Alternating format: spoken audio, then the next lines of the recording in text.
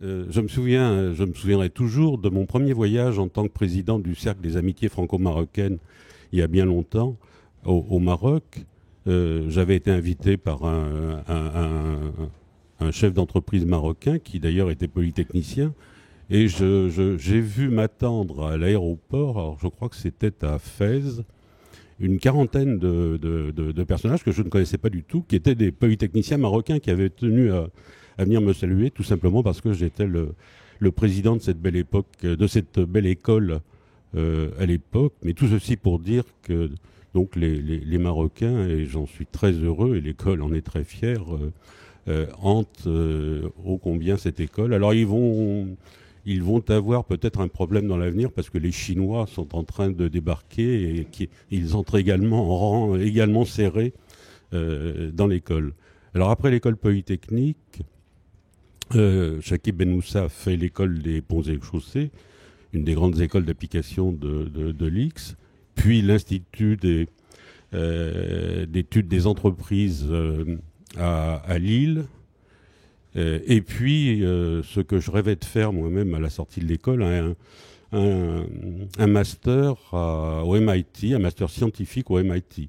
Master qui l'a prédisposé à travailler dans l'administration des travaux publics au sens large au Maroc, où il a, pendant quelques années, dirigé un certain nombre de départements et d'études. Et puis, il a été remarqué et a commencé à prendre des fonctions politiques, notamment au Conseil économique et social marocain, qu'il a présidé. Et puis il est devenu, depuis début 2012, ambassadeur du Maroc à Paris. Et je pense que nul au Maroc n'était mieux préparé à assumer ses fonctions et nul n'a un profil plus éloquent et plus conforme à l'idée qu'on se fait de la façon dont la diplomatie doit se comporter. Et voilà, moi j'ai la chance de le connaître sur différents terrains, de le fréquenter depuis pas très longtemps d'ailleurs, 2 ou 3 ans, 2 ans.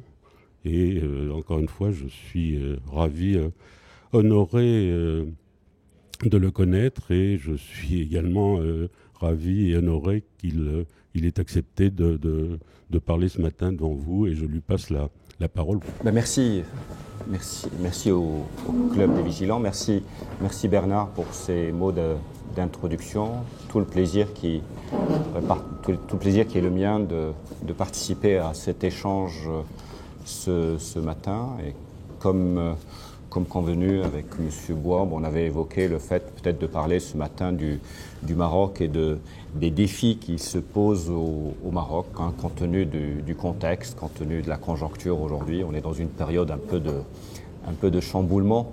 C'est vrai en Europe, c'est vrai en Amérique, c'est vrai en Afrique, un peu partout dans le monde. Et je crois que c'est en même temps une époque où il peut y avoir des risques, mais aussi une époque qui ouvre certainement de nouvelles opportunités. Et c'est toujours intéressant d'ailleurs de vivre de telles périodes, parce qu'elles marquent des transitions, des inflexions par rapport à une nouvelle, probablement, de nouvelles tendances ou de nouvelles orientations qui pourront apparaître à l'issue de cette période.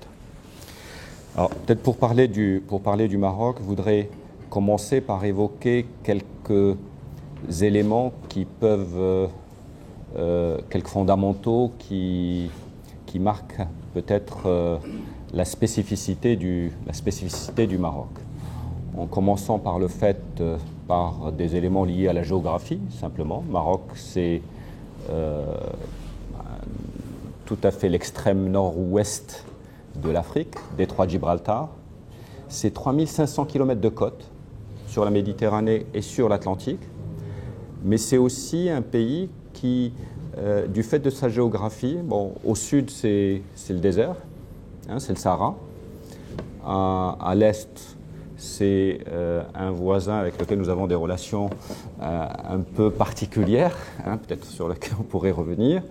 Et donc le Maroc, au fil de l'histoire, et en fait à l'Est, le Maroc a souvent pris de l'autonomie par rapport, dans son histoire, par rapport à tout ce qui pouvait venir de l'Est. Et donc de manière un peu naturelle, le Maroc a en même temps développé un peu d'autonomie qui lui est propre, et en même temps s'est ouvert sur le reste du monde, vers l'Europe, et vers le reste de l'Afrique tout au long de son histoire. Cette deuxième caractéristique que je voudrais évoquer, c'est le fait que le Maroc, c'est une nation qui a 12 siècles d'histoire. Et cet ancrage historique est quelque chose d'extrêmement important que l'on va retrouver tout au long dans ses réformes, dans ses actions, dans toute la dynamique du Maroc. L'État en tant que Maroc existe depuis 12 siècles, ce qui n'est pas très courant dans nos régions, avec ce qui en même temps a créé des conditions d'unité du Maroc, mais en même temps fait que le Maroc est très pluriel dans les cultures qu'on y rencontre et dans c'est en même temps un creuset de civilisation. Alors cette caractéristique donne une certaine inertie, mais donne de la stabilité, mais en même temps n'empêche pas d'aller de l'avant, parce que ça donne des racines en fait qui facilitent aussi certaines évolutions. La peut-être troisième caractéristique, c'est son système institutionnel, une monarchie constitutionnelle où Sa Majesté le Roi est en même temps a une dimension politique, garant de l'unité du pays, garant de ses institutions, mais en même temps a une dimension religieuse en tant que commandeur des croyants. Et c'est la seule institution qui, au Maroc, regroupe en son sein en même temps cette dimension spirituelle et religieuse et en même temps une dimension politique. Et c'est une position qui permet en même temps d'assurer cette unité du pays, mais tout en permettant, parce que c'est une monarchie exécutive, donc tout en permettant à ce qu'au niveau de l'exécutif, au niveau du gouvernement, d'avoir une très large marge de manœuvre, d'alternance démocratique, résultant d'élections assez régulières au Maroc, avec un équilibre des pouvoirs. Voilà, ceci étant dit, le Maroc est dans une région qui vit un certain nombre de défis.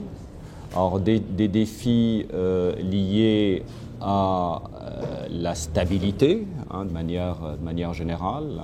C'est une région, je rappelle que encore récemment, en 2011, il y a eu ce que l'on a appelé le printemps arabe, qui a généré un certain nombre de déstabilisations d'États de la région, avec des conséquences que l'on sait, qui pour certaines on en vit encore les implications quand on voit la situation notamment en Libye, qui est la résultante un peu de cette période.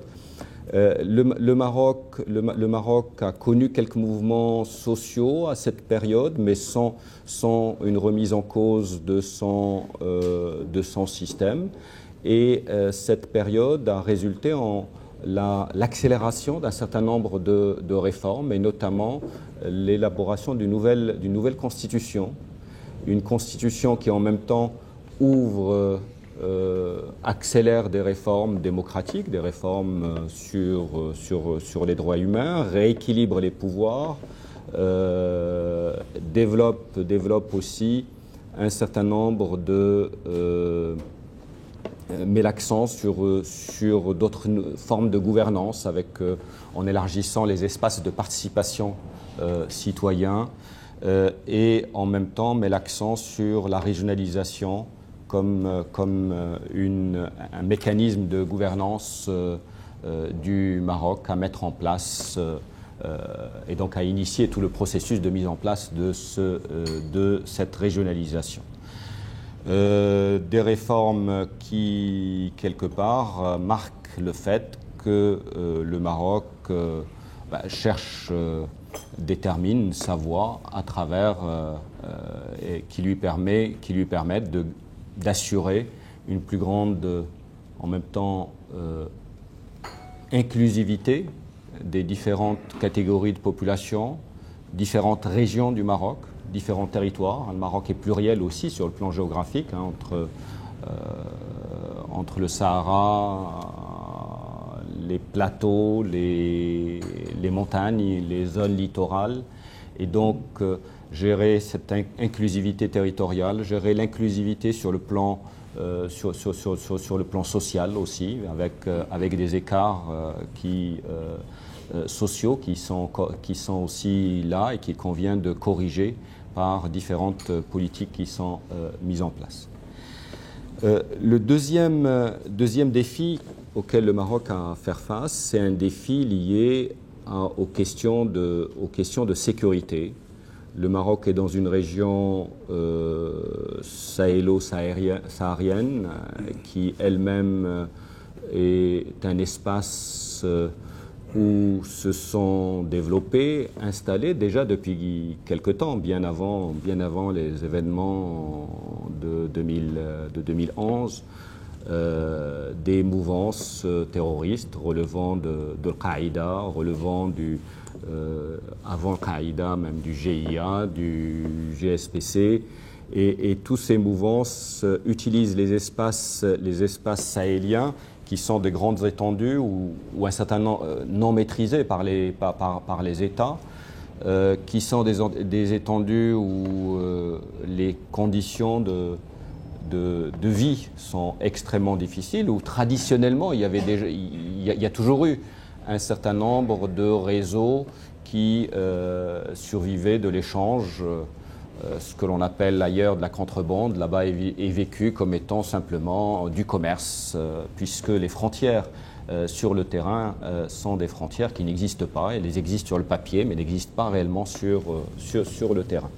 Donc nous sommes dans des espaces extrêmement fragiles où les États sont très peu présents, où il y a une grande circulation des personnes avec ces réseaux et qui sont autant d'espaces où des réseaux plus structurés, à vocation terroriste, à vocation drogue, à vocation traite des êtres humains, à travers notamment le contrôle des voies migratoires, se sont installés déjà depuis quelque temps et donc constituent une réelle menace pour l'ensemble de la région. Et il va de soi que ce qui s'est passé le chaos libyen après les changements qui sont intervenus dans ce pays n'a pas aidé à améliorer la situation, au contraire, à créer un nouveau contexte de circulation d'armes et de développement de ces réseaux, dont les conséquences sont encore aujourd'hui extrêmement actives. Ce contexte, le Maroc a lui-même été touché, même si c'est dans une moindre mesure par rapport à d'autres pays, par un certain nombre d'actes terroristes. En 2003 à Casablanca, en 2011 à Marrakech. Mais le Maroc a aussi été extrêmement vigilant pour faire face à ces défis en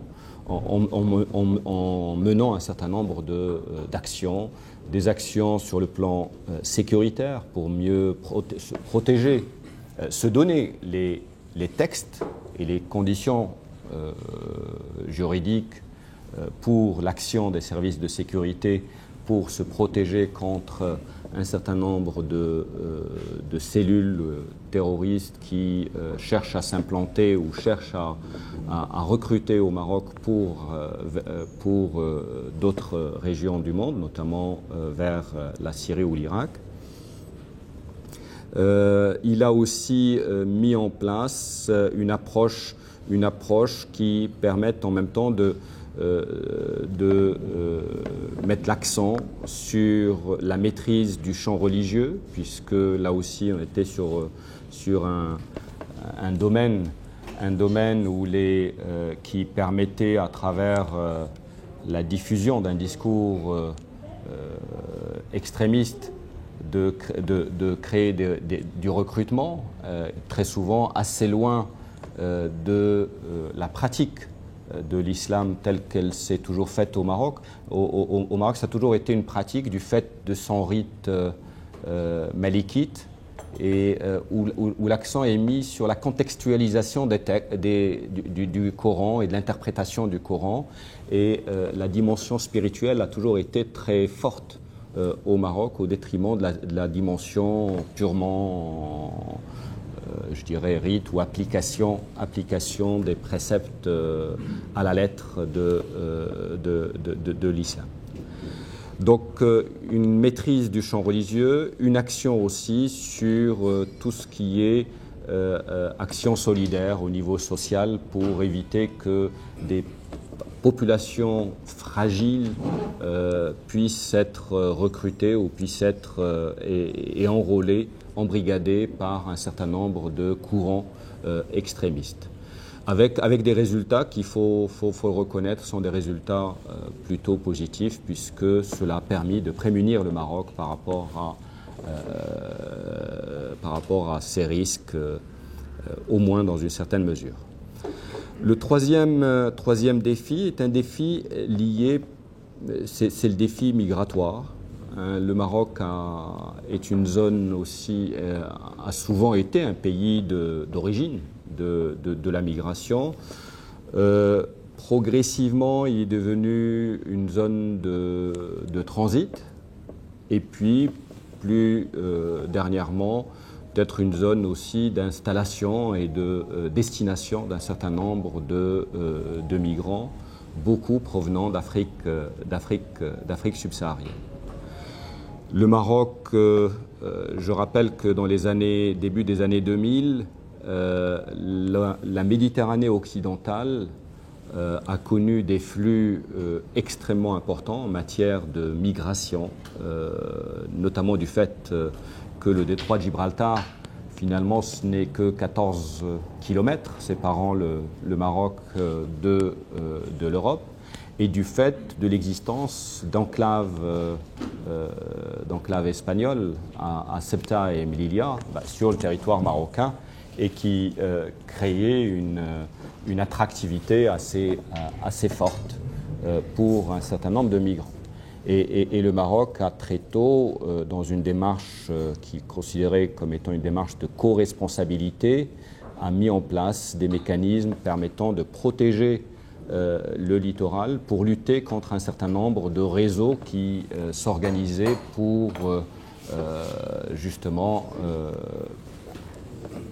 le passage de ces migrants vers l'Europe. Et encore récemment, le Maroc a mis en place une politique migratoire puisque du fait que de cette politique qui empêchait les départs, se retrouver au Maroc avec une population qui s'est retrouvée installée de fait au Maroc, qui n'avait pas l'intention de revenir chez elle, et qu'il fallait intégrer. Donc le Maroc a mis en place récemment une politique de régularisation de migrants, notamment d'Afrique subsaharienne, où plusieurs vagues, je dirais, de régularisation ont eu lieu en 2015 et 2016 et actuellement en cours, qui ont concerné en 2015 près de 25 000 migrants, puis actuellement en cours, il y aurait à peu près une vingtaine de milliers de migrants qui sont concernés par cette régularisation. Le quatrième défi est un défi lié à toute la dimension économique et sociale. Dans un pays où les jeunes représentent une grande partie de la population, 25% de la population a moins de 15 ans, même si nous sommes dans une phase de transition démographique. C'est-à-dire qu'aujourd'hui, le nombre de jeunes qui arrivent sur le marché de l'emploi se stabilise avant probablement de commencer à diminuer dans une dizaine d'années, du fait d'une natalité beaucoup plus faible qu'elle ne l'était auparavant. En croissance démographique, le Maroc, au cours des 10 dernières années, la croissance démographique a été de l'ordre de 1,2% par an. Donc elle est plutôt, aujourd'hui, je dirais la croissance démographique est plutôt maîtrisée, mais nous sommes encore en situation où le nombre de jeunes qui arrivent sur le marché de l'emploi est assez élevé. Et l'économie, de manière générale, n'arrive pas à produire les emplois suffisants pour pouvoir faire face à cette situation. Alors le Maroc, en termes économiques, a déployé au cours des dernières années une démarche qui s'appuie sur un certain nombre de stratégies sectorielles qui ont au départ qui ont été élaborées à travers une analyse de ce que l'on peut appeler les métiers mondiaux du Maroc. C'est-à-dire que c'est des métiers où le Maroc pouvait avoir des atouts par rapport à d'autres régions du monde. Et c'est ainsi que ces stratégies ont été élaborées. Des stratégies dans plusieurs domaines, dans le domaine industriel, et peut-être j'y reviendrai un peu plus longuement, dans le domaine touristique, dans le domaine de la pêche, dans le domaine de l'agriculture, dans le domaine de la chimie, en liaison notamment avec l'OCP, puisque le Maroc est l'un des plus grands producteurs mondiaux de phosphate. Des stratégies donc, qui ont permis dans ces secteurs-là de créer des conditions d'une croissance soutenue et créatrice d'emplois, même si cette croissance qui a été de l'ordre au cours des dernières années, de l'ordre de 4% par an, reste insuffisante pour créer suffisamment d'emplois par rapport à ces arrivées de jeunes sur le marché. Sur le plan, peut-être un petit mot sur la stratégie notamment industrielle, où aujourd'hui cette stratégie a permis une accélération de l'industrialisation du Maroc dans des secteurs comme l'automobile, comme des secteurs comme l'aéronautique, où le Maroc aujourd'hui, qui était absolument, il y a une dizaine d'années, absent totalement de ce secteur, à part quelques milliers de véhicules qui étaient montés à Casablanca, dans une société, la Somaca, est aujourd'hui en passe de devenir un acteur régional présentant un certain intérêt.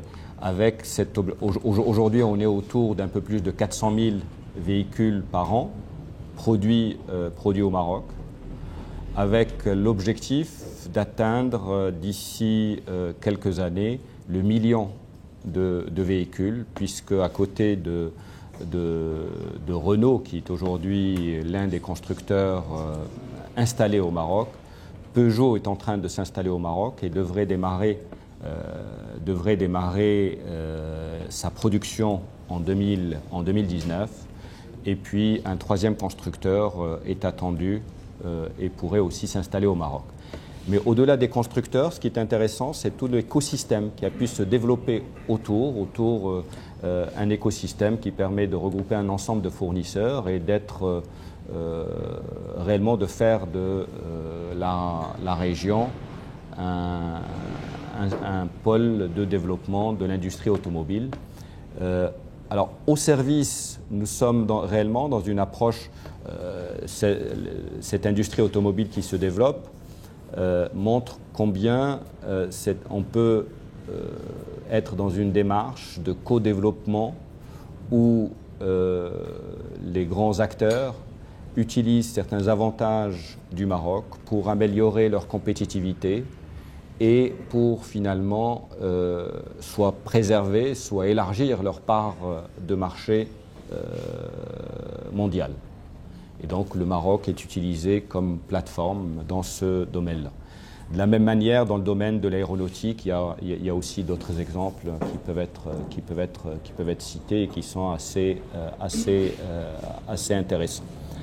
De manière générale, le Maroc a cherché aussi à préserver un équilibre macroéconomique en maîtrisant ses fondamentaux, l'inflation qui reste assez modeste, assez modérée au Maroc, moins de 2%, en réduisant ses déficits budgétaires, en préservant sa balance de paiement pour réellement permettre à ce que cette croissance économique soit une croissance qui puisse être durable. À côté de ces défis économiques, d'autres défis peut-être liés à la transition écologique qu'il est intéressant de souligner. Le Maroc est fortement engagé dans une démarche probablement du fait d'abord de sa situation géographique où le Maroc est dans une zone plutôt aride, donc très tôt a dû faire face à la pénurie d'eau et donc a dû développer des stratégies particulières pour maîtriser la rareté de la ressource en eau. Du fait aussi que le Maroc n'a pas de ressources énergétiques particulières et dépendant à plus de 95% de l'étranger pour ses besoins énergétiques. Donc le Maroc, au cours des dernières années, s'est orienté vers une démarche de développement d'énergie renouvelable. Les objectifs affichés aujourd'hui par le Maroc, c'est de pouvoir atteindre à l'horizon 2030 plus de 52% de son énergie électrique serait à base de renouvelables. Renouvelable, c'est-à-dire énergie solaire, ça veut dire énergie éolienne, ça veut dire aussi utilisation au mieux de l'hydroélectricité. Et un certain nombre de projets sont actuellement en cours et s'inscrivent dans cette démarche-là. Donc réellement une démarche sur le plan environnemental où le Maroc, au-delà de l'énergie, au-delà de l'eau, tout ce qui concerne aussi des questions de biodiversité sont extrêmement présentes. Toutes les questions environnementales sont aujourd'hui de plus en plus présentes parce que le Maroc considère que son développement ne peut être durable que s'il intègre réellement cette dimension-là dans l'ensemble de ses stratégies.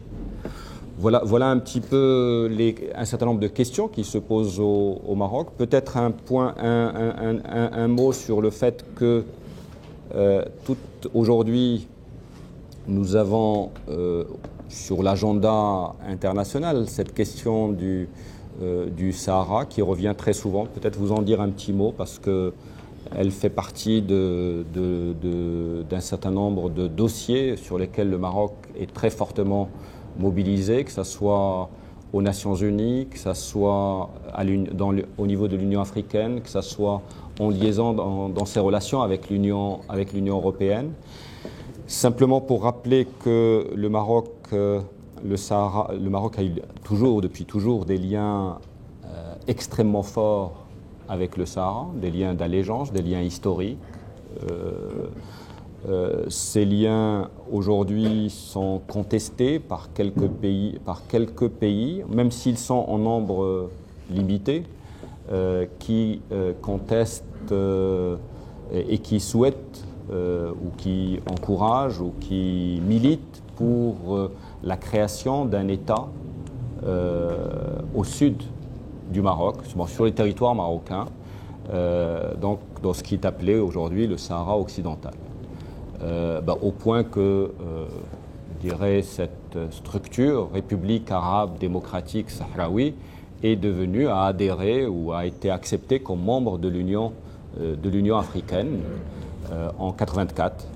Et depuis, c'est un sujet qui a généré le départ du Maroc de l'Union africaine et qui et qui est encore un sujet toujours présent. Alors le Maroc a, depuis plusieurs années, depuis 2007, au niveau des Nations Unies, à la demande d'un certain nombre de pays des Nations Unies, avait soumis une démarche ou une initiative pour une autonomie de la région du Sahara sous souveraineté marocaine, comme étant une solution, une réponse politique à ce différend régional et permettant en même temps à ce que les populations de cette région puissent gérer l'ensemble de leurs affaires avec un parlement, avec un gouvernement, avec des institutions régionales, mais dans le cadre de la souveraineté territoriale du Maroc. Donc le Maroc contrôlant directement toutes les questions de défense, de sécurité et les questions bien diplomatiques et de libre circulation par rapport à cette région. Au niveau des Nations Unies, c'est un dossier qui est toujours en cours, puisque les Nations Unies tiennent au moins annuellement une réunion au niveau du Conseil de sécurité sur le Sahara et sont dans une démarche d'inviter l'ensemble des parties à discuter pour pouvoir trouver une solution politique à ce différend. Donc on est dans un processus qui, du fait des positions opposées entre les parties, et quand je parle des parties, notamment nos voisins, l'Algérie, qui sur cette question-là, tout en disant qu'ils n'ont pas de prétention territoriale sur le Sahara, sans un soutien très fort de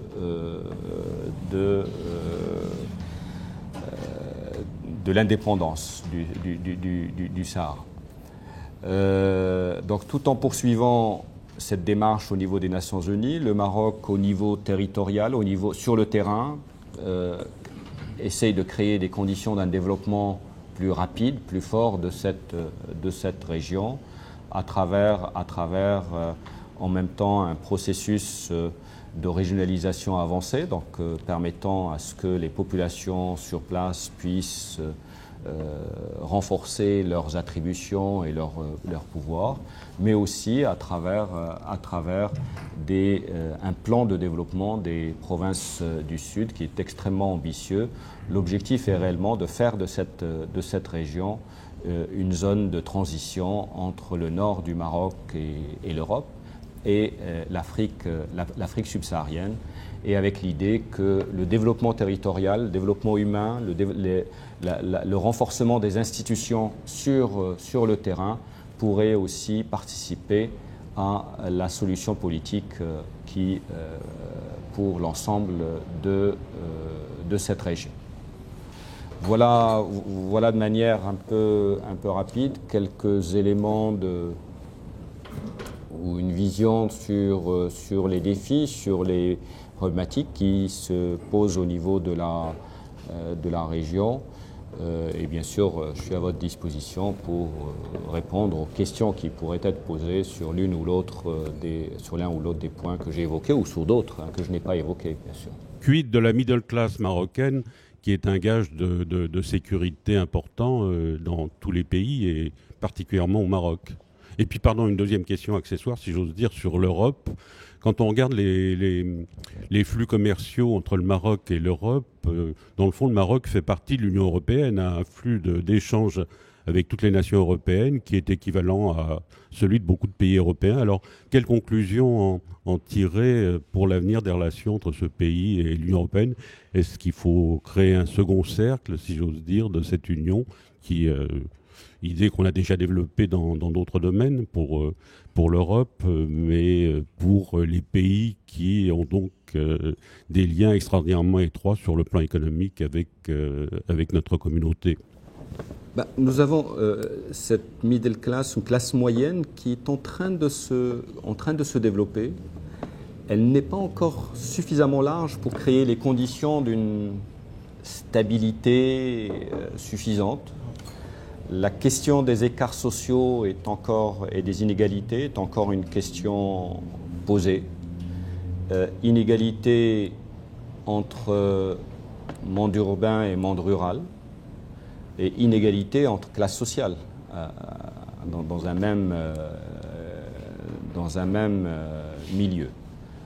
Le gouvernement est très attentif à cette question d'élargissement de la classe moyenne. Aujourd'hui, probablement l'emploi est au cœur de la réponse à apporter à cette problématique, avec une attention particulière aux services sociaux, notamment aux services qui permettent un peu de redistribution, et une attention particulière aux équilibres régionaux.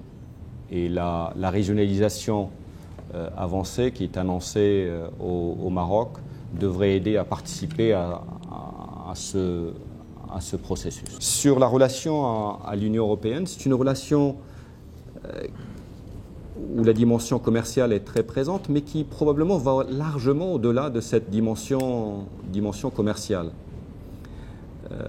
Feu Sa Majesté Hassan II avait l'habitude de dire que le Maroc, c'est comme un arbre qui a ses racines en Afrique et qui respire par son feuillage qui se trouve en Europe. C'est-à-dire la relation à l'Europe, c'est aussi ce lien qui permet au Maroc et à la société de se projeter pour garantir l'ouverture, mais aussi se projeter, être tiré vers le haut au niveau des valeurs, du partage de valeurs qu'il y a entre le Maroc et l'Europe, au niveau des choix de société. Et je crois que cette dimension-là est une dimension essentielle dans nos relations avec l'Europe. Bien sûr, ensuite viennent d'autres dimensions, les dimensions paix, sécurité dans la région sont une dimension et sont un sujet en partage entre le Maroc et l'Union européenne. Et ensuite, la dimension commerciale. Alors, sur la dimension commerciale, le Maroc a plus de 50 à 60% de ces échanges commerciaux qui se font avec l'Europe. Alors, bien sûr, il y a une certaine asymétrie. Le Maroc est très dépendant dans son commerce extérieur de l'Europe. L'Europe l'est beaucoup moins du Maroc. Le Maroc a très tôt signé des accords de libre-échange avec l'Europe. Il est envisagé que puisse aller vers ce qu'on appelle l'ALECA, un accord de libre-échange complet et approfondi, et des discussions avaient démarré il y a de cela quelques temps. C'est que l'idée, c'est d'accélérer la convergence normative et en même temps d'aborder un certain nombre d'autres services qui n'étaient pas concernés par l'accord de libre-échange pour élargir les conditions de cet accord. Ces discussions sont un peu maintenant retardées par un arrêt de la Cour de justice européenne qui avait considéré que les provinces du Sud, donc toute la région du Sahara, étaient exclues de l'accord agricole entre l'Europe et le Maroc, alors que depuis que l'accord agricole avait été signé, les produits originaires des provinces du Sud avait bénéficié des mêmes conditions que pour le reste du Maroc. Des discussions sont en cours avec la Commission et le Conseil de l'Europe pour pouvoir trouver des réponses adéquates à cet arrêt de la Cour de justice. Pour le Maroc, c'est un sujet sur lequel il ne peut pas... c'est des questions de souveraineté et des questions sur lesquelles il ne peut pas avoir... c'est-à-dire que aujourd'hui, il considère que les accords qu'il a avec l'Europe comportent une incertitude juridique sur les contours, sur l'application territoriale de ces accords. Et donc, il souhaite lever cette incertitude avant de poursuivre justement les discussions pour l'approfondissement des relations Maroc-Union européenne. Mais il faut dire qu'aujourd'hui, l'Union européenne, dans ses politiques de voisinage, est en train de revoir un peu sa politique de voisinage. Et pendant peut-être ces dernières années, le focus a été plus sur l'Europe de l'Est qu'il n'a été sur le voisinage sud de l'Europe. Et les mécanismes, les outils qui sont mis en place ne sont pas toujours des outils adaptés. Alors, il est question aujourd'hui de revoir cette politique de voisinage. Il y a un intérêt exprimé qui est de plus en plus affirmé pour l'Afrique. Le G20 qui va se tenir dans quelques jours, l'Afrique est un des sujets qui y sera abordé. L'Allemagne regarde un peu plus vers l'Afrique qu'elle ne regardait auparavant. Et donc, il est possible que la politique européenne en la matière puisse évoluer avec le temps. Merci, monsieur l'ambassadeur. Quelques questions sur la politique intérieure marocaine. Que se passe-t-il dans le Rif à Al Hoceima et pourquoi, depuis le mois de février, la question n'est-elle pas réglée? C'est un parti islamique qui est au pouvoir, qui dirige le gouvernement marocain. Si politiquement l'islamisation est contenue, on trouve dans la société une islamisation des mœurs qui est quand même très forte. Quelle est votre position là-dessus? Et dernière question sur le plan international. La France a mené une action avec les 5 pays du Sahel. Est-ce que le Maroc va aider et participer à cette action? De la part d'un absence aujourd'hui, à propos du Rif justement, malgré la vague, je lis ce qu'il m'a écrit, la vague d'arrestations menée par les autorités marocaines comme réponse à ce mouvement, malgré les heurts, le mouvement ne s'essouffle pas. Interpellation et arrestation ne contribueraient-elles pas à l'amplification du mouvement? Le Rif n'aurait-il pas plutôt besoin d'écoute de ces protestataires qui réclament de l'aide pour les développements économiques de leur région si longtemps oubliés? Bon, et je rajoute, où en est le procès? Peut-être sur cette question du Rif, d'abord, le Rif a une histoire assez particulière, une histoire particulière. Il faisait partie des... je rappelle que le Maroc a été divisé en plusieurs parties. Il y a une partie qui était sous protectorat espagnol, le nord du Maroc, et le sud, et le Sahara, qui lui était colonisé par l'Espagne, n'était pas sous protectorat. Et la partie centrale, sous protectorat français, et Tanger sous zone internationale. Et d'ailleurs, l'indépendance du Maroc s'est faite assez progressivement. Et les conventions d'indépendance ont été signées à différentes périodes. Et le Rif est une zone qui, déjà pendant la période des protectorats, a eu des périodes assez difficiles, assez compliquées. Il était une région assez rebelle, avec des périodes assez dramatiques d'ailleurs de répression au niveau du Rif. Premier point. Deuxième point, nous sommes aussi... donc il y a... Le Rif a toujours une relation à la mémoire et à cette période qui est une relation assez forte. Il faut l'avoir en tête. C'est aussi une région, une région où l'identité amazigh est très présente. Même si le Maroc comporte plusieurs régions amazigh, C'est l'une des régions où cette identité amazère s'exprime avec le plus de force. C'est une région aussi où la géographie fait qu'il y a un manque d'infrastructures, un manque d'équipements, nous sommes dans une zone de montagne, hein, c'est une chaîne montagneuse et rend difficile ou rend coûteuse un certain nombre d'investissements au niveau de cette région. Cette région a connu depuis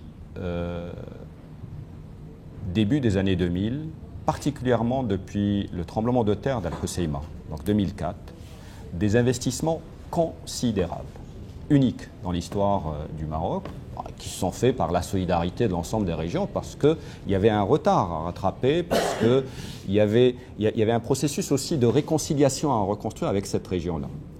Je rappelle que Sa Majesté le Roi, depuis de nombreuses années, est à Al Hoceima assez régulièrement, souvent au moins une fois par an. Et il réside pendant quelque temps. Donc pas simplement en visite, en résidence pendant quelque temps, et qui exprime un peu tout l'intérêt qu'il porte à cette région dans cette démarche un peu en même temps de solidarité, en même temps de réconciliation, en même temps de développement de cette région. Le Rif comporte plusieurs parties. Ça va de Tanger jusqu'à Nador. Autant, et ça toutes les études l'avaient démontré il y a déjà bien longtemps, autant dans les régions extrêmes, à Tanger et à Nador, il y a un potentiel de développement économique, industriel qui est là et que le Maroc est en train d'exprimer de manière extrêmement forte. Les investissements qui ont été faits à Tanger-Med, tout le développement de la région de Tanger-Tétouan, qui est dans le Rif, est un développement assez spectaculaire, unique pour la région. De la même manière, du côté de Nador, les investissements qui sont faits avec un nouveau port qui est en cours de construction, Westmed, avec la zone de Marchika, avec des investissements en infrastructure considérables, peuvent en faire un pôle de développement. La partie du Rif central est une partie beaucoup plus compliquée. Beaucoup plus compliquée parce qu'elle est beaucoup plus fragile sur le plan écologique. Elle est beaucoup plus enclavée. Elle n'est pas très peuplée.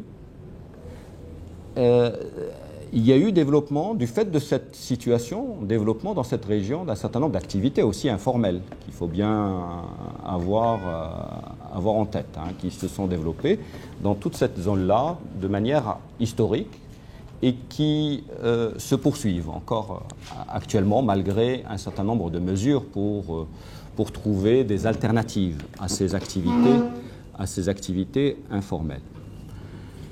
Donc c'est ce contexte-là.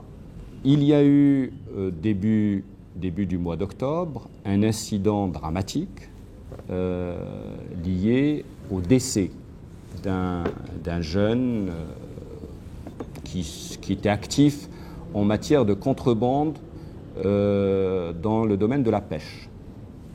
Ce n'est pas le petit actif dans le domaine de la contrebande, c'est-à-dire qu'on était en train de parler de plusieurs centaines de kilos. On n'est pas dans le petit vendeur à la sauvette. Hein.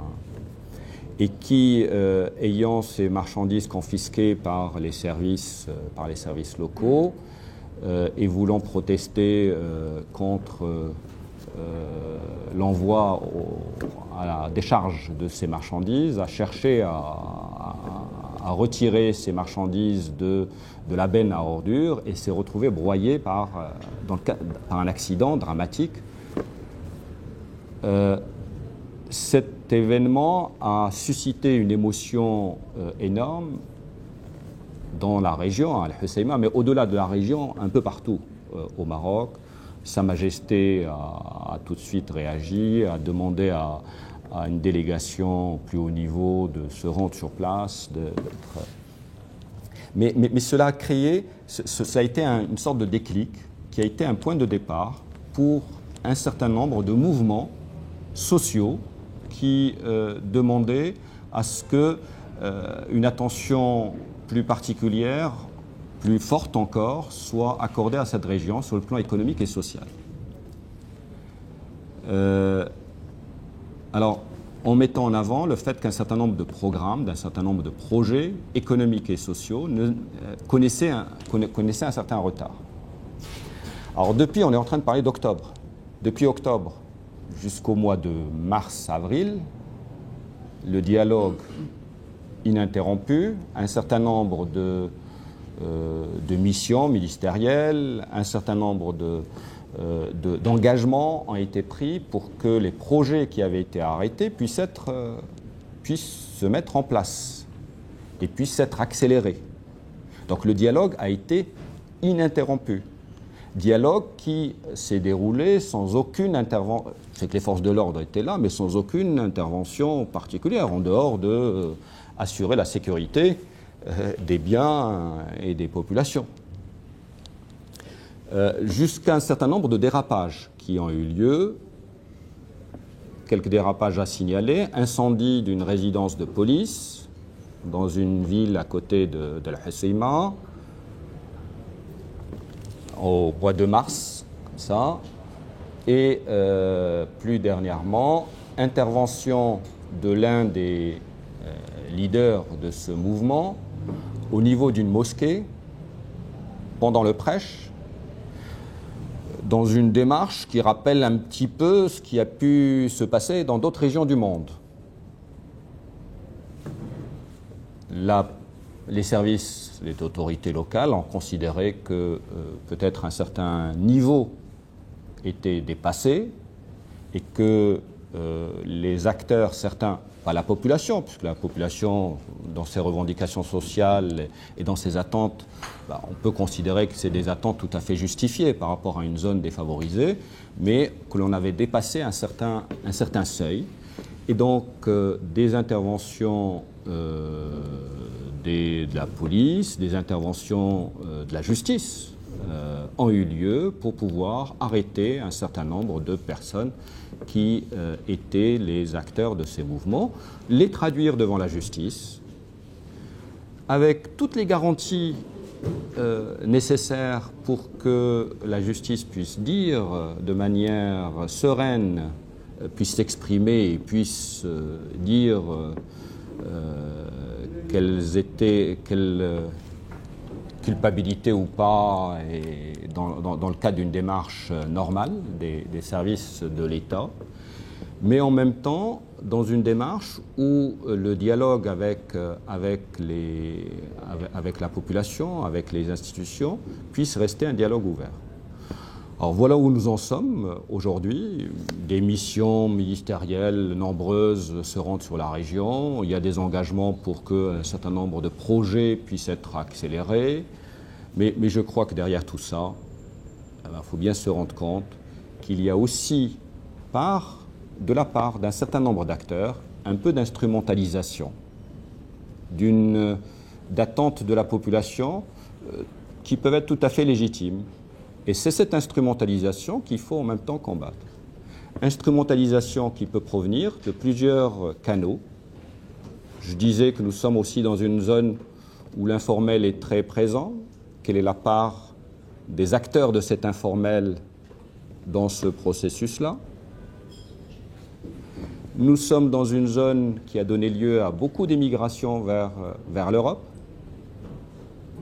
Quelle est la part de certains acteurs dans l'instrumentalisation? Je ne dis pas que les mouvements sont tous des mouvements qui sont mus par des intentions particulières, mais que des acteurs puissent utiliser les mouvements pour aller vers des demandes extrémistes, c'est des choses qui ne sont pas écartées et que la justice établira ou n'établira pas au vu des enquêtes qui sont actuellement en cours.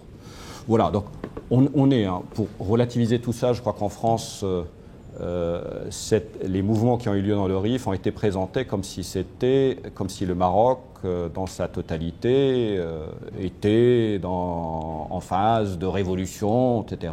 On est en train de parler d'une province où il y a 100 000 habitants qui ont des revendications auxquelles il faut répondre, avec lesquelles il faut maintenir le dialogue, mais en même temps, il faut que la fermeté pour que la justice puisse faire son travail et protéger les biens et les populations qui vivent dans cette région. Donc on est réellement dans ce contexte-là.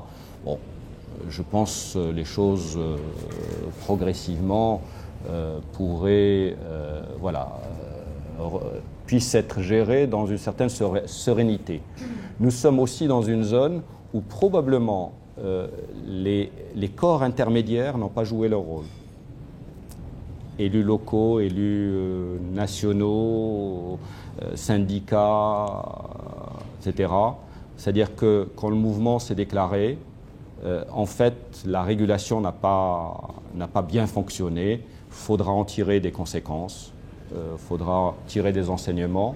Nous sommes aussi peut-être dans un phénomène où aujourd'hui les réseaux sociaux, avec ce qu'on peut appeler les fake news, sont très répandus.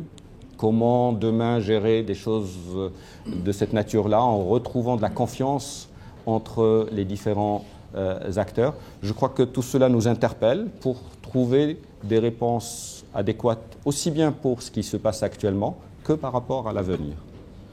Le Maroc en est conscient et aborde cela de manière... Alors, il y avait deux autres questions. Je vais être peut-être un peu plus court parce que là, sur le RIF, comme c'est un sujet qui revient très souvent, il est dans l'actualité française et je voulais peut-être donner ces éclairages. Le parti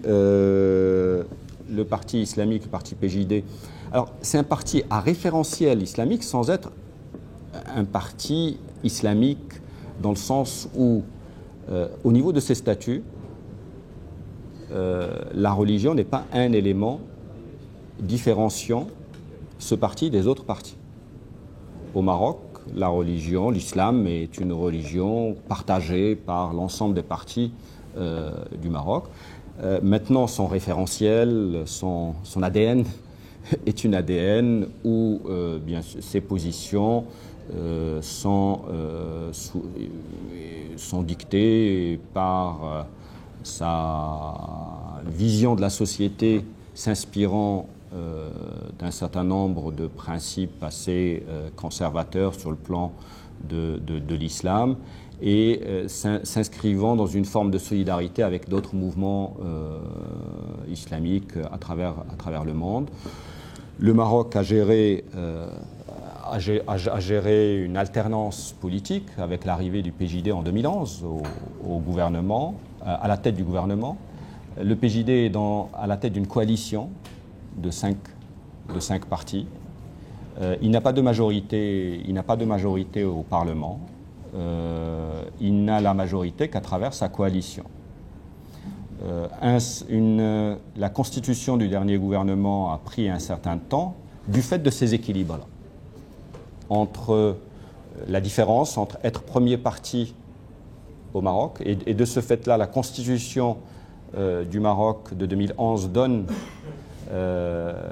au premier parti, c'est le chef du gouvernement doit être issu du parti arrivé en tête.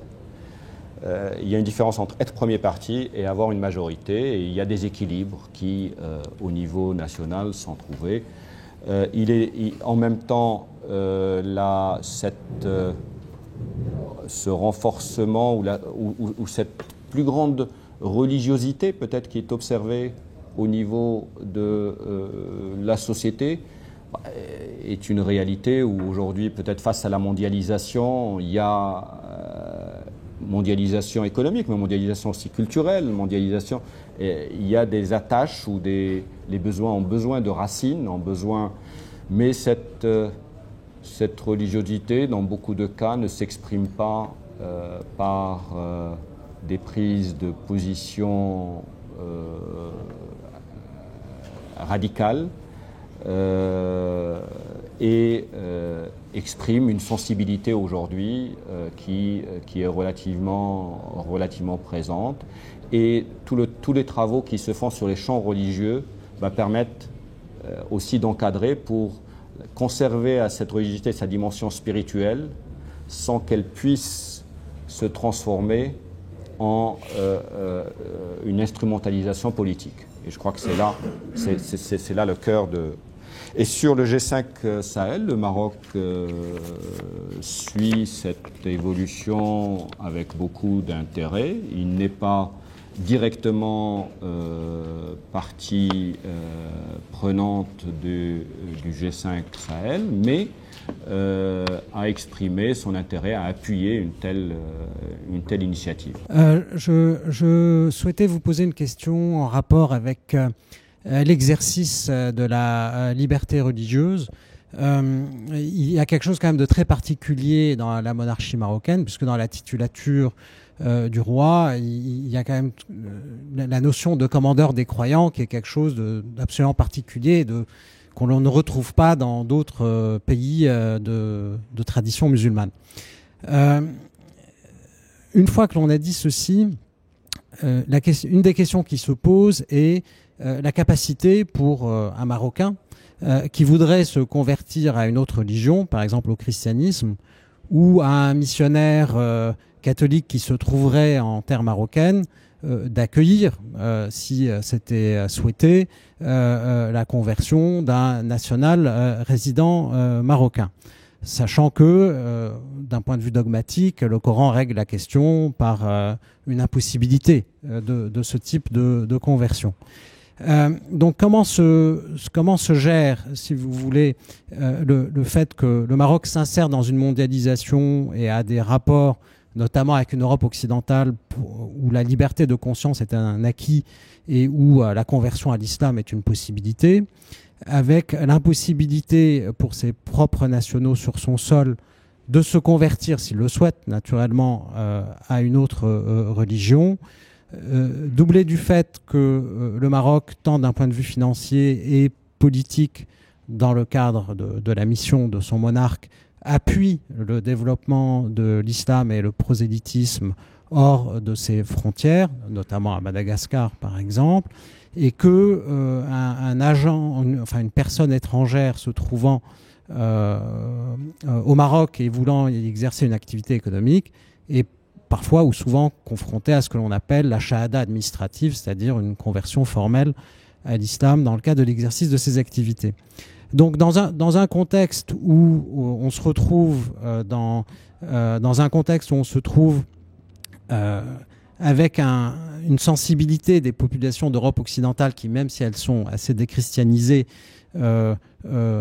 accueillent mal l'intégrisme musulman et le terrorisme qui en est issu, est-ce qu'il n'y aurait pas un intérêt pour le Maroc à s'engager dans une politique de liberté religieuse qui suscitera peut-être un meilleur accueil des musulmans en terre non musulmane? Merci. D'abord souligner que Sa Majesté est commandeur des croyants, et dans ce titre, c'est commandeur de tous les croyants, c'est-à-dire toutes les religions. Sa Majesté a un statut de protecteur des autres religions, que ce soit christianisme ou que ce soit judaïsme, avec réellement un rôle très actif de la monarchie dans ce processus de protection. Et je l'évoque notamment par rapport au judaïsme, où les Juifs du Maroc ont constitué dans le passé d'ailleurs une communauté extrêmement importante, et que ça soit déjà dans le temps, feu Sa Majesté Mohamed V, pendant la Deuxième Guerre mondiale, avait clairement pris position pour protéger les Juifs du Maroc, et que ce soit avec Sa Majesté Hassan II ou que ce soit avec Sa Majesté Mohamed VI, c'est une position extrêmement forte. À titre simplement d'illustration, récemment, sur instruction de Sa Majesté, l'ensemble des cimetières juifs et un ensemble de synagogues ont été restaurés, ont été et le Maroc accueille assez régulièrement des visiteurs qui viennent visiter les saints juifs installés au Maroc. Ce qui est interdit au Maroc, c'est le prosélytisme. Cela est interdit de manière très claire. Et le Maroc est très vigilant à ce qu'aucun acte de prosélytisme ne puisse s'y développer. Pour préserver, nous avons la chance au Maroc d'avoir une certaine unité doctrinale aujourd'hui à travers un islam qui est présent, un islam sunnite, malikite, ash'arite. Et donc le prosélytisme est interdit même par rapport à d'autres formes d'islam, y compris le chiisme ou d'autres formes d'action, de conversion des musulmans vers d'autres religions. Ceci dit, nul n'interdit, il n'est pas interdit de se convertir d'une religion à l'autre. Nul ne l'interdit. C'est le prosélytisme qui est interdit et toute action de prosélytisme est poursuivie devant les tribunaux, voire des expulsions. Il y en a eu beaucoup. Voilà, donc on est dans cette... Le Maroc n'est pas pour autant, n'est pas dans une action de prosélytisme à l'international, contrairement à ce que vous dites. En France, il n'y a aucune action ni de volonté de conversion de chrétiens vers l'islam ou entreprise par le Maroc en tant que tel. Le Maroc, en France ou ailleurs, en coordination avec les autorités des pays concernés, lorsqu'il y a l'accord de ces autorités, peut aider à travers des imams ou à travers la construction de quelques mosquées. En France, ça se résume à 30 imams qui sont présents pour une communauté marocaine de 1 500 000 personnes. Donc tout cela est à prendre avec... et cette présence, je dirais, de ces imams, ou cette présence, ce soutien à la construction de quelques mosquées, se fait à la demande souvent de communautés marocaines installées en France et avec l'accord des autorités françaises, dans une démarche d'ailleurs plus pour protéger ces musulmans d'un islam extrémiste qui puisse s'exprimer de manière à travers les dérapages que l'on connaît, que dans une action de prosélytisme. On est sur ce sujet pour vous interroger sur un point qui est celui au fond qui avait déclenché la curiosité du Bureau des vigilants et l'envie d'entendre un responsable marocain. Et c'était une question très simple. Pourquoi le roi passe-t-il autant de temps ailleurs en Afrique ? Quelles sont les motivations de cette diplomatie très active? Alors, l'une possible a été évoquée, ça pourrait avoir un rapport avec la religion. Est-ce que c'est un rapport avec la religion, la sécurité, le commerce? Le Maroc, d'abord, se sent profondément africain. J'ai rappelé tout à l'heure que c'est l'extrême nord-ouest de l'Afrique, mais il est en Afrique. Et se sent africain et réellement ses racines. Et quand on regarde l'histoire du Maroc, les liens avec l'Afrique subsaharienne, le Maroc à un certain moment était un empire, et cet empire allait jusqu'au fleuve Sénégal et au Niger, où certaines dynasties étaient très présentes. Ces liens sont demeurés des liens extrêmement forts à travers le temps. Ils sont spirituels, ils sont culturels, il y a aussi des liens de commerce, il y a des liens humains puisqu'il y a une communauté marocaine installée dans un certain nombre de pays d'Afrique. Alors, Il est vrai que pendant quelque temps, du fait de cette histoire un peu particulière avec l'Union africaine, puisque je rappelais que le Maroc avait quitté l'Union africaine en 84, l'OUA à l'époque, en 84, et donc ce n'est que avec l'arrivée de Sa Majesté Mohamed VI, début des années 2000, que Sa Majesté a exprimé la volonté de renouer des liens avec le reste du continent, des liens qui se sont traduits par de nombreuses visites bilatérales, en dénombre plus d'une cinquantaine de visites au cours des 15 dernières années. Et quand on dit visite, c'est souvent des visites qui peuvent parfois durer plusieurs jours, une semaine, 15 jours parfois dans un même pays, qui permettent avec réellement des choses très marquantes, c'est-à-dire où Sa Majesté n'est pas dans une résidence fermée, où il visite les marchés, il visite il va visiter des projets, il est réellement en activité, au-delà des conventions qui peuvent être, des accords qui peuvent être signés avec ces pays.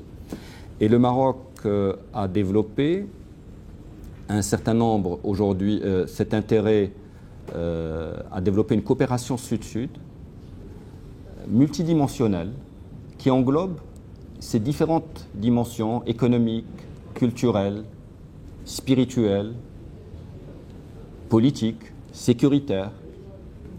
Et par rapport à beaucoup de pays d'Afrique subsaharienne, il y a un intérêt à être dans cette coopération et dans ce partenariat parce qu'ils y trouvent aussi une certaine expertise, un certain savoir-faire qu'ils considèrent comme étant assez intéressant par rapport à leur propre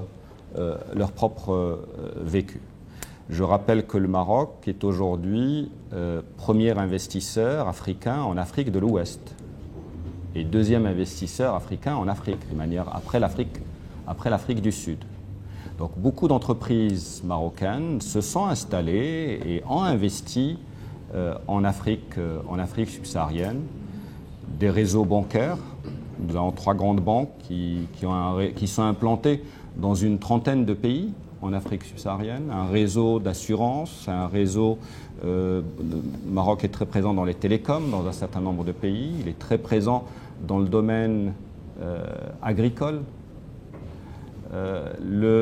Sa Majesté a présidé pendant la COP22 le sommet africain de l'action, où là aussi, sur les questions de développement durable, un certain nombre de projets ont été identifiés et ont été considérés comme des projets présentant un intérêt à développer dans le domaine agricole, sur de l'agriculture, les problématiques d'adaptation de l'agriculture africaine, dans le domaine aussi de l'électrification, notamment l'électrification et l'utilisation des énergies renouvelables, ou simplement dans des domaines de transfert, de formation, de réseau de compétences et de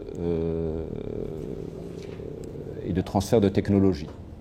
Le Maroc accueille aussi beaucoup de jeunes africains en termes au niveau de ces établissements d'enseignement supérieur. Voilà, donc nous sommes dans cette relation. Le Maroc pense que l'Afrique est optimiste d'ailleurs par rapport à l'évolution de l'Afrique et pense que l'Afrique constitue réellement un véritable potentiel. Donc il y a un intérêt économique qui peut être un intérêt partagé. Il y a un intérêt lié à cette dimension stabilité, sécurité, paix et sécurité. Et aujourd'hui, avec le retour du Maroc au niveau des institutions, au niveau de l'Union africaine, avec l'adhésion du Maroc à la CEDEAO et l'accord de principe des pays membres pour son adhésion, je crois que cette coopération sud-sud s'exprime encore avec plus de force. Monsieur l'ambassadeur, ma question était en fait celle posée par Jean-Claude. Et dans ce contexte de développement industriel envisagé par le Maroc suite aux nombreux voyages de Sa Majesté le Roi. Il en est un qui revêt une importance particulière, à savoir le projet de pipeline qui devrait normalement démarrer à partir du Nigeria pour rejoindre le Maroc, avec une projection au cours des années suivantes vers l'Europe. Est-ce que vous pourriez nous dire quelques mots à ce sujet ? Oui, moi je reviens à l'un de mes sujets favoris, puisque je m'en suis beaucoup occupé à New York, qui est le Sahara occidental, pour vous demander, monsieur l'ambassadeur, si, compte tenu des relations difficiles avec le voisin et du fait que tout est toujours bloqué à cause de cette situation, vous estimez que l'après-Bouteflika peut ouvrir un peu les choses et permettre une discussion qui puisse à la fois sur le Sahara occidental vous permettre d'avancer sur la voie de l'autonomie, qui, je rappelle, était dans un rapport du secrétaire général que j'avais rédigé en octobre 2000, qui est ancien.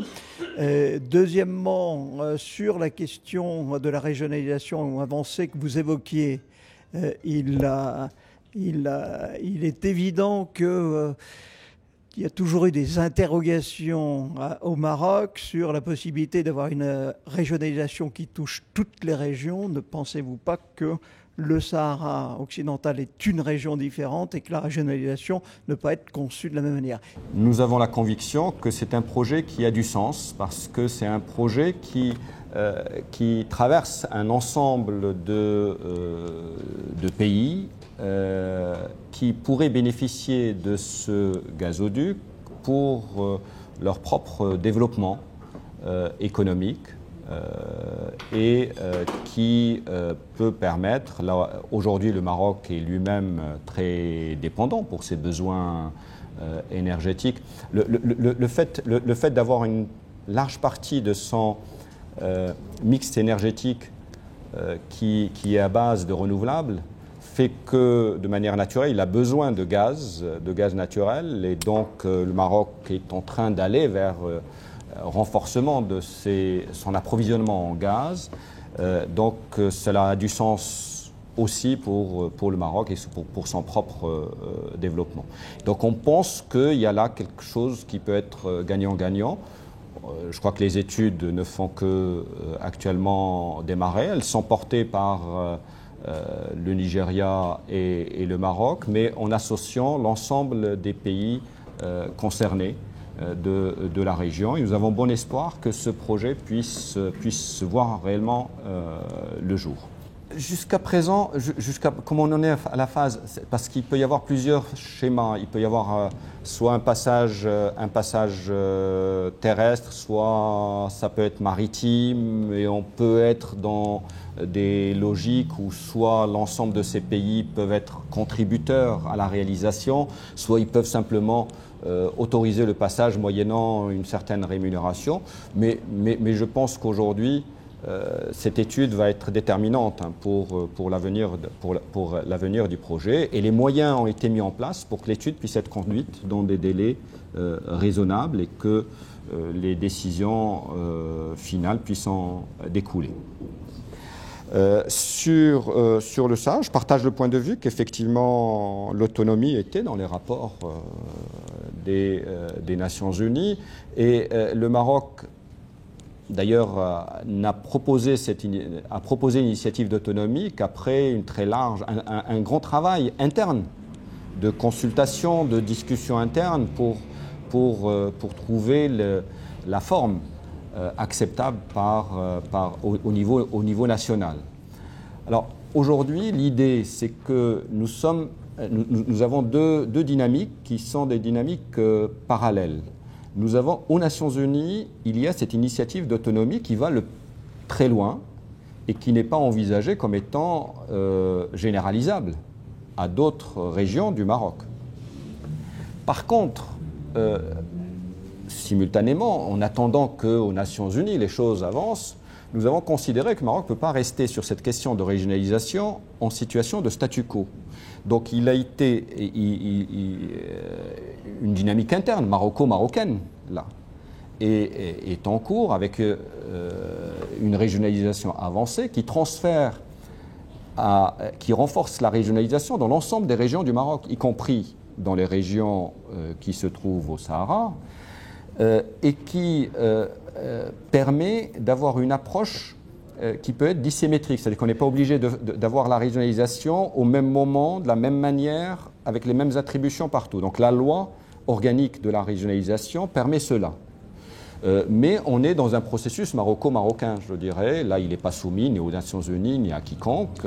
Et l'idée, c'est que si demain, aux Nations Unies, les choses se débloquent sur la solution politique d'autonomie, le fait d'avoir déjà une régionalisation avancée mise en place sur le terrain faciliterait la mise en place de cette autonomie. On irait un peu plus loin. Mais on irait plus loin que si ça se fait dans le cadre des Nations Unies, avec toutes les garanties prévues au niveau des Nations Unies. Alors maintenant, sur l'après-Bouteflika, nous ne pouvons que l'espérer. Nous ne pouvons qu'espérer qu'on puisse, entre le Maroc et l'Algérie, je rappelle qu'aujourd'hui, près de 4 à 5% PIB algérien est réservé à l'armement.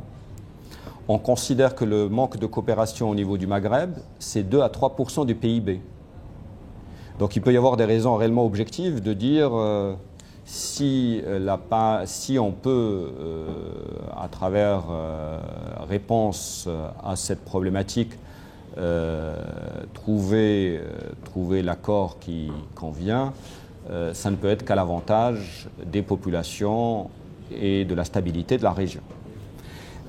Et enfin, le Maroc, tout en réintégrant l'Union africaine, a clairement exprimé le fait que ce n'est pas pour autant qu'il ne lutterait pas en interne au sein de l'Union africaine contre la RAST, qui aujourd'hui n'est reconnue. Elle est reconnue par... il y a plus des 2/3 des pays de l'Union africaine qui ne reconnaissent pas la RAST en tant que telle. Et donc nous considérons qu'aujourd'hui, en étant au sein de l'Union africaine, d'abord le Maroc participe à l'agenda global de l'Union africaine, mais en même temps, c'est une manière de défendre ses positions au niveau de l'organisation africaine. Et enfin, sur la relation France-Maroc, je crois qu'on est effectivement dans une relation étroite, dans un partenariat qui s'exprime à travers de multiples canaux. C'est un partenariat qui se base sur des valeurs partagées, qui se base sur une histoire commune, qui se base sur des intérêts communs, qui soient sur les questions de sécurité, que ce soit sur les questions de lutte contre la radicalisation, que ce soit sur les questions économiques, que ce soit sur les questions culturelles ou sociales, que ce soit sur les questions de développement durable, en liaison avec la transition écologique. Et donc nous avons aussi bien de nombreux sujets bilatéraux sur lesquels il est possible aujourd'hui d'avoir de nouvelles ambitions pour aller encore plus loin entre le Maroc et la France, que ça soit simplement bilatéral ou que ça soit en projection peut-être vers d'autres pays, notamment d'Afrique subsaharienne. Et nous avons aussi, je pense, beaucoup de sujets en partage où les positions de la France et du Maroc sont souvent très convergentes et donc peuvent, dans différentes instances internationales,